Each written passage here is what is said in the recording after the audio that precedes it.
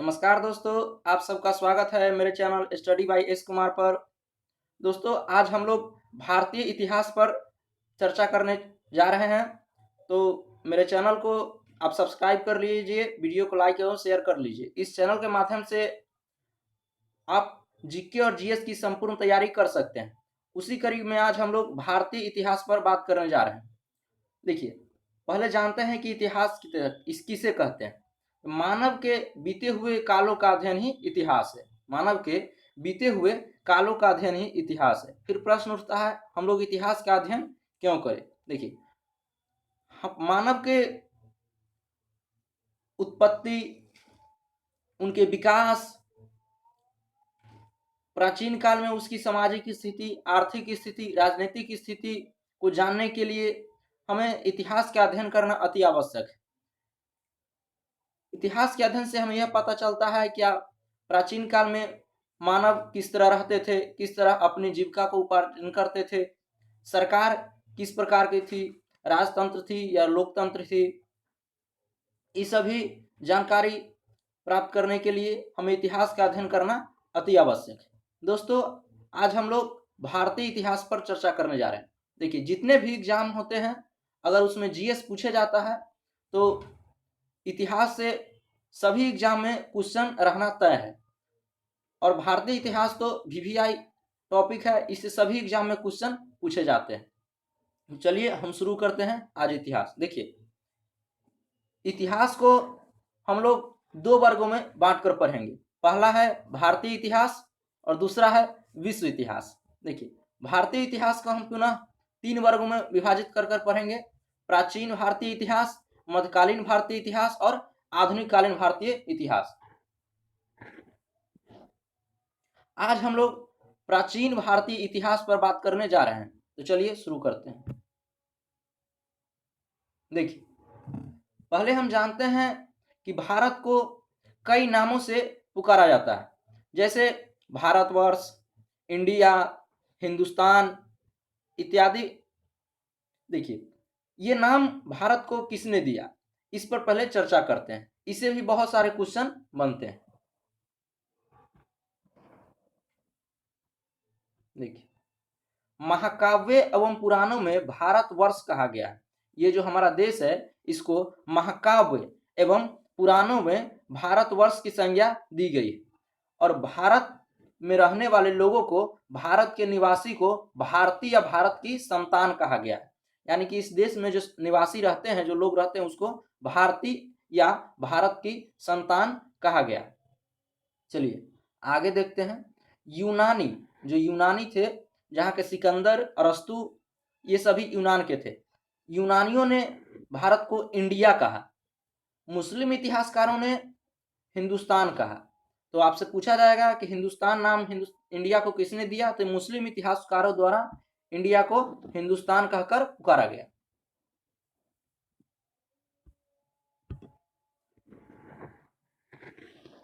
चलिए आगे देखते हैं। देखिए,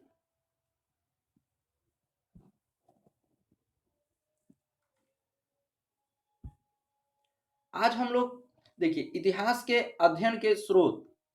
किसी भी चीज के अध्ययन के लिए हमें उसको स्रोत को जानना अति आवश्यक है। पहले जानते हैं कि इतिहास लिखा कैसे गया, किस आधार पर इतिहास की रचना की जाती है। देखिए, इतिहास के अध्ययन के स्रोत मुख्यतः चार है: धर्म ग्रंथ, ऐतिहासिक ग्रंथ, विदेशी यात्रियों का विवरण एवं पुरातात्विक साक्ष्य। देखिए, धर्म ग्रंथ वैसा ग्रंथ जिसमें धार्मिक व्यवस्था का वर्णन किया गया है, उसे धर्म ग्रंथ कहते हैं, जैसे ऋग्वेद, सामवेद, यजुर्वेद, अथर्ववेद।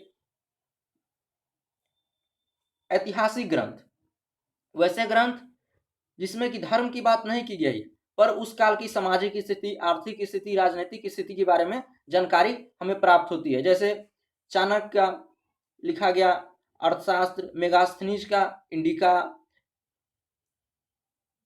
विदेशी यात्रियों का विवरण, तीसरा है विदेशी यात्रियों का विवरण। देखिए, जो प्राचीन काल से ही भारत में बहुत सारे विदेशी यात्री या धर्म का अध्ययन करने या भ्रमण करने आया करते थे। उन सभी ने अपनी यात्रा वृत्तांत में जो भारत की सामाजिक, आर्थिक और राजनीतिक स्थिति का वर्णन किया, उस सब की जानकारी हमें विदेशी यात्रियों का विवरण से प्राप्त होता है। चौथा है पुरातात्विक साक्ष्य। खुदाई से जो वस्तु प्राप्त होती है उसे पुरातात्विक साक्ष्य कहते हैं। सभी प्रमाणों में ये जो पुरातात्विक साक्ष्य है ये सबसे महत्वपूर्ण है, क्योंकि इससे हमें पता चलता है कि उस काल के लोग किस चीज का प्रयोग करते थे, धातु कौन कौन से प्रयोग करते थे, कैसे रहन सहन थी, किस प्रकार की वह कपड़ा पहनते थे, व्यापार कैसा था, इस सब की जानकारी हमें पुरातात्विक साक्ष्य से मिलता है। चलिए आगे चलते हैं। देखिए पहले हम लोग पढ़ेंगे इसमें धार्मिक और ऐतिहासिक ग्रंथ। अध्ययन का स्रोत पढ़ रहे हैं, इसमें हम लोग पहला जो है हमारा वो पढ़ेंगे धार्मिक एवं ऐतिहासिक ग्रंथ। इसको हम लोग दो वर्ग में बांटकर पढ़ेंगे, धार्मिक ग्रंथ और ऐतिहासिक ग्रंथ। धार्मिक ग्रंथ के अंतर्गत वेद, ब्राह्मण ग्रंथ, पुराण, वेदांग, उपनिषद, स्मृति, धर्मसूत्र, आरण्यक, जैन साहित्य एवं बौद्ध साहित्य। ऐतिहासिक ग्रंथ में हम लोग पढ़ेंगे कौटिल्य द्वारा लिखा गया अर्थशास्त्र, कलहन द्वारा लिखा गया राजतरंगिणी, अली अहमद द्वारा लिखा गया चचनामा, पाणिनि द्वारा लिखा गया अष्टाध्याय, कात्यायनी द्वारा लिखा गया गार्गी संहिता और पतंजलि द्वारा लिखा गया महाभाष्य। इस सभी का अध्ययन हम लोग करेंगे। तो चलिए आगे देखते हैं। देखिए पहला है वेद। वेद हम लोग जानते हैं कि वेद चार है, ऋग्वेद, सामवेद, यजुर्वेद और अथर्ववेद। वेद भारत का सबसे प्राचीन ग्रंथ, वेद भारत का सबसे प्राचीन ग्रंथ है और इसके संकलनकर्ता महर्षि कृष्णद्वैपायन है। देखिए वेद किसी एक व्यक्ति द्वारा नहीं लिखा गया, वेद बहुत सारे व्यक्तियों द्वारा लिखा गया है। उसके छोटे छोटे कई खंडों में विभक्त था, उनको एक साथ लाने का काम जो है महर्षि कृष्णद्वैपायन, और जिनको वेद व्यास के नाम से भी जाना जाता है, उन्होंने किया है। तो वेद चार है, ऋग्वेद, सामवेद, यजुर्वेद, अथर्ववेद। तो पहले हम लोग ऋग्वेद पर चर्चा करते हैं। देखिए ऋग्वेद सबसे पहले जानते हैं कि ऋग्वेद कहते किसे हैं। ऋचाओं के क्रमबद्ध ज्ञान का संग्रह ऋग्वेद कहलाता है, यानी ऋचा इज इक्वल टू श्लोक, यानी श्लोकों का क्रमबद्ध ज्ञान का संग्रह ऋग्वेद कहलाता है। इसमें ऋग्वेद में 10 मंडल है, 1028 सूक्त है और 10,462 ऋचाएं हैं। ऋग्वेद में 10 मंडल, 1028 सूक्त और 10,462 ऋचाएं हैं। ये जो ऋचा का अर्थ होता है श्लोक। देखिए ऋग्वेद में इंद्र का वर्णन 250 बार किया गया है, अग्नि का वर्णन 200 बार किया गया है, और ऋग्वेद के पढ़ने वाले जो पुरोहित या व्यक्ति होते हैं उनको होत्रु कहते हैं। तो ये कई एग्जाम में पूछा गया है कि होत्रु किसे कहते हैं, तो ऋग्वेद के पढ़ने वाले व्यक्ति को होत्रु कहते हैं। देखिए अब महत्वपूर्ण बात है कि हमें इससे जानकारी क्या मिलती है ऋग्वेद से। देखिए आर्यों की राजनीतिक प्रणाली। देखिए आर्य जो सभ्यता थी, जिसे वैदिक सभ्यता भी कहते हैं, उससे हमें ऋग्वेद से आर्यों की राजनीतिक जानकारी प्राप्त होती है। दूसरा है विश्वामित्र द्वारा रचित तीसरा मंडल। देखिए ऋग्वेद में 10 मंडल है, उसका जो तीसरा मंडल है वो विश्वामित्र द्वारा रचा गया है। ये सूर्य देवता को समर्पित है और इसी में गायत्री मंत्र का वर्णन है। वो जो ओम भूर्भुवः स्वः जो हमारा गायत्री मंत्र है वो ऋग्वेद के तीसरे मंडल में वर्णित है, जिसकी रचना विश्वामित्र द्वारा किया गया है। तो आप लोग समझ गए। चलिए आगे देखते हैं। देखिए ऋग्वेद का जो 8वां मंडल है उसमें हाथ से लिखी गई कुछ श्लोक या ऋचा मिले हैं, उसे खिल कहा जाता है। तो आपसे पूछा जाएगा कि खिल किसे कहते हैं, तो ऋग्वेद के 8वें मंडल में हाथ से लिखी गई ऋचाओं मिली है जिसे खिल कहते हैं। 9वां मंडल जो है ऋग्वेद का वो सोम देवता को समर्पित है। 9वां मंडल जो है ऋग्वेद का वो सोम देवता को समर्पित है। देखिए ये जो ऋग्वेद के 10वां मंडल में चतुष्वर्ण समाज का वर्णन किया गया है। ऋग्वेद के 10वें मंडल में चतुष्वर्ण समाज, ब्राह्मण, क्षत्रिय, वैश्य और शूद्र, ये चार जो वर्ण है उसका जो वर्णन है वो ऋग्वेद के 10वें मंडल में किया गया है। ये चार वर्ण है, ब्राह्मण, क्षत्रिय, वैश्य और शूद्र। देखिए इसके कर्तव्यों का जो वर्णन है, जो कौन से वर्ण कौन सी कार्य करेंगे, इसके जो वर्णन है वो धर्मसूत्र एक पुस्तक का नाम है, उसमें इनके कर्तव्यों का वर्णन किया गया है कि ब्राह्मण शिक्षा का काम करेंगे, क्षत्रिय रक्षा का काम करेंगे और वैश्य व्यापार का काम करेंगे और शूद्र का काम दिया गया था इन सभी का सेवा करना। तो एक धर्मसूत्र एक पुस्तक है, उसमें इन सभी के कार्यों का वर्णन किया गया है। एक नोट है, आप लोग अगर नोट बनाते हो तो कॉपी में नोट देकर लिख लीजिए कि प्राचीन इतिहास के साधन के रूप में वैदिक साहित्य में ऋग्वेद के बाद शतपथ ब्राह्मण का स्थान है। देखिए, ऋग्वेद की रचना ऋग्वैदिक काल में हुई, उसके बाद उत्तर वैदिक काल प्रारंभ हो गया। तो ऋग्वेद की रचना के बाद शतपथ ब्राह्मण नामक एक पुस्तक है, उसकी रचना हुई थी। यही नोट कहना चाह रहा है कि ऋग्वेद के बाद एक छोटी सी पुस्तक है शतपथ ब्राह्मण, उनकी रचना हुई थी।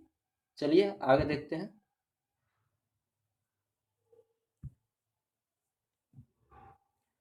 दूसरा है सामवेद। जैसे पहले बता चुका हूं कि वेद 4 है, ऋग्वेद, सामवेद, यजुर्वेद और अथर्ववेद।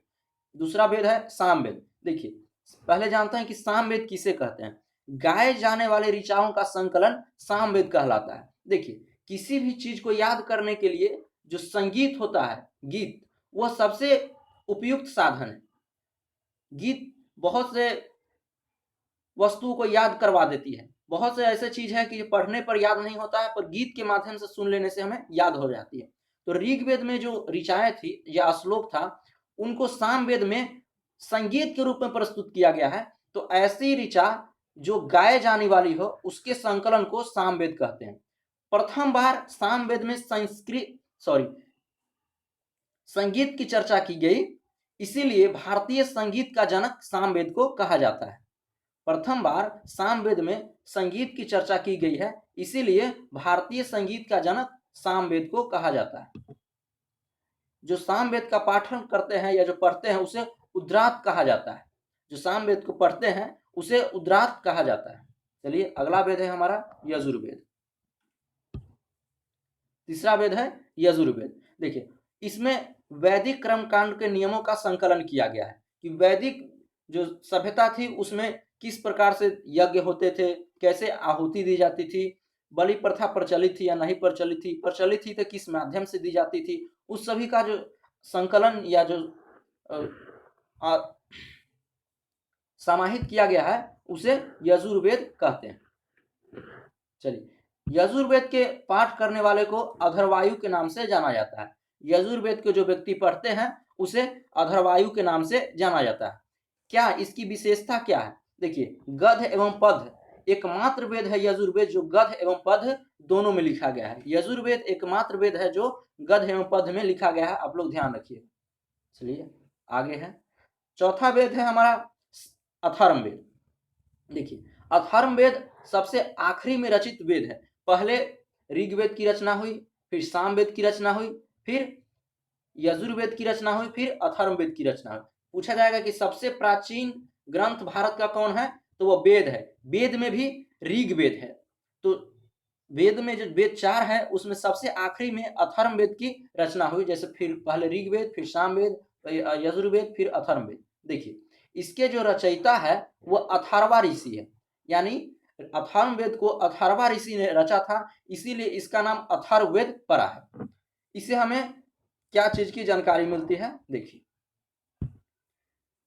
अथर्ववेद से रोग निवारण, तंत्र मंत्र, जादू टोना और विवाह की जानकारी मिलती है। देखिए, रोग निवारण, तंत्र मंत्र और जादू टोना की जानकारी हमें किस वेद से मिलती है? तो उत्तर होगा आपका अथर्ववेद से। देखिए, मनुष्य की समान विश्वास और अंधविश्वास की जानकारी भी मिलती है कि मनुष्य किस प्रकार से विश्वास और अंधविश्वास में घिर जाते हैं, इसकी जानकारी अथर्ववेद में दिया गया है। देखिए, सभा एवं समिति को प्रजापति की 2 पुत्री कहा गया। अथर्ववेद में सभा एवं समिति, हम जब ऋग्वैदिक सभ्यता पढ़ेंगे तो देखेंगे कि सभा और समिति जो राजा के नियमों को प्रभावित करने वाली 2 संस्था थी, उसे इस वेद में प्रजापति की 2 पुत्रियां कही गई है। देखिए, अथर्ववेद जो है वो कन्या का, जो स्त्री है वो कन्या के जन्म का निंदा करता है। तो आपसे पूछा जाएगा कि कौन सा वेद कन्या के जन्म का निंदा करता है, तो वो अथर्ववेद। चलिए आगे देखते हैं।